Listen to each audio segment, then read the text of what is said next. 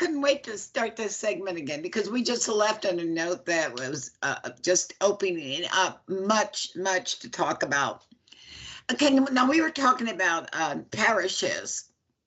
And yeah, and my goodness, you had worked in a parish and you were being asked to contribute to the sex education.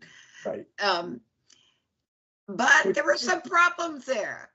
Yeah, that brings up the question, we want people to be in community. We want the church to be part of the community. We want the church to be an active part of the community. And again, by church, I mean any parish, right? Any faith system.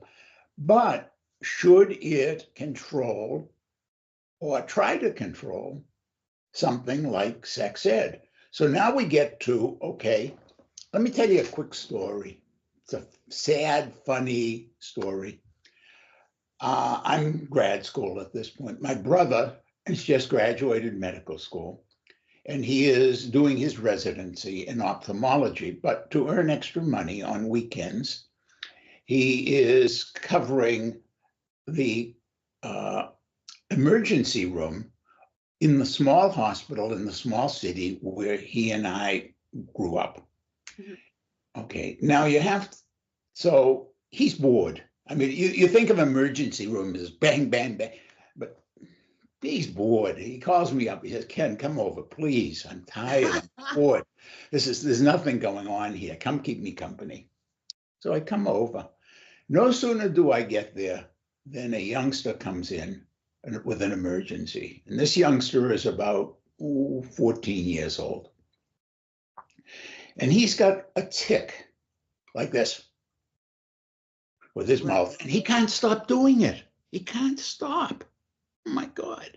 And the TMJ, they're both getting like painful and, Oh yeah, can you imagine?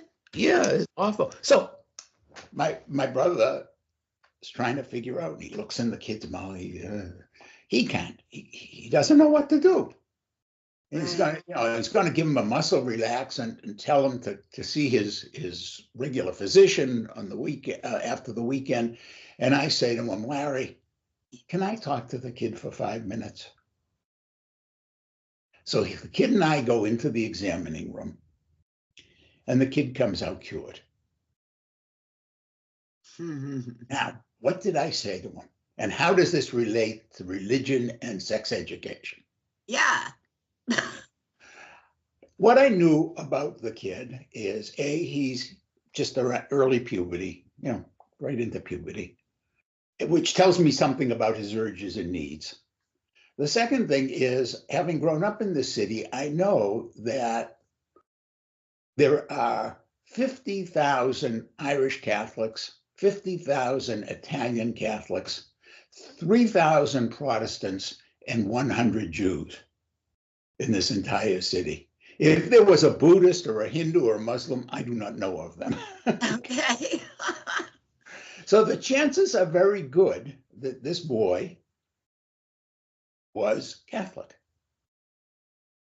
And what does the Catholic Church teach boys of that age about sex?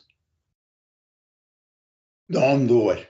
Don't do it. No, that's true. Your hands do not go below your waist. Do not do that either. Right. Yeah. Okay. And all of your primate urges are saying, "Ooh, I got to play with it. Ooh, I got to use it." Yeah. So all I said to him was, I said, you're at the age where young people's bodies are changing. It's called puberty or adolescence, if you don't know the right word for it. And we get urges, and we get curiosities, and we get needs, and we want to relieve those needs by touching ourselves and doing things. And I know that your church, your pastor probably is telling you that you shouldn't do that. Yes. And I know that that's what your religion teaches you. Only thing I'm going to add to what your priest has told you, because I'm not a priest. The only thing is, I believe God forgives our sins. So if you sin and you go to confession and you are truly sorry that you sin, God will forgive you and you'll have another chance. And one of the things God knows is, because God made us as we are, is that you're going to keep having that urge to sin. It won't be the only time you'll ever sin in your life. And he, God, with his grace and love, will keep forgiving you. Oh, Sure. isn't that something? Yeah. Now, advance to today. Okay. What do we teach children? How do we teach them? You and I have had our good friend Alvin Accio on the show over the years. Yeah, he He's was one of the very premier. interesting. Yeah. Yeah. Okay. But I also have friends. In fact, I had somebody here the other day who was bragging about the fact that she led the charge to teach abstinence only in her public school. Wow. Okay. That's crazy. I understand, but you see, here's the thing. What I did was I didn't tell the kid what he should do. I told the kid what the possibilities were with a loving God. Yes.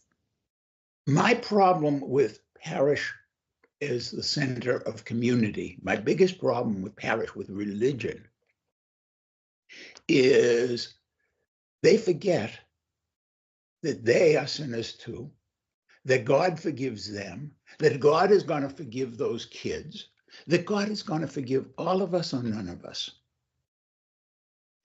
And therein lies the problem.